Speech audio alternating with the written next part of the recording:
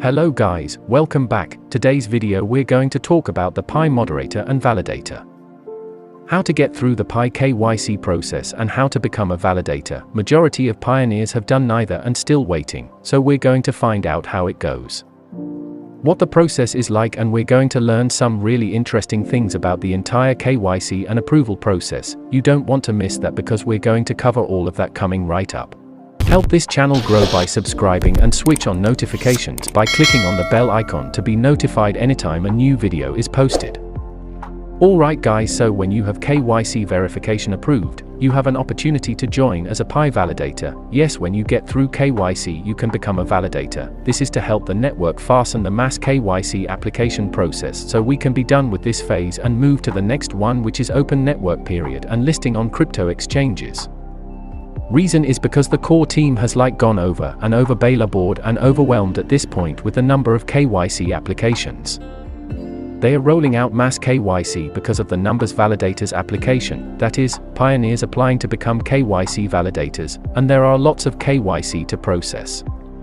The influx of new KYC applicants is probably somehow measured towards the number of validators available, so the more the validators, the more KYC will be approved faster.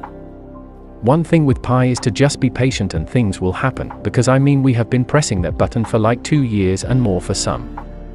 As a validator, in the early process, you first get the notification that KYC is available for you.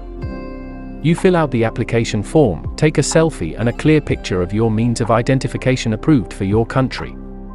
It is a pretty simple process, but you should know it takes a few steps, plus it's a day or maybe 2 days before you get validated. It is a pretty quick process, and then after that you get validated. After you have been validated, you get an option to apply to be a validator. Before you get accepted to become a KYC validator, you have to agree not to share pioneers' private information and anonymity. It takes a couple of days before you get accepted as a validator. As rewards, validators are going to be given Pi coins for their efforts. This is really good, right?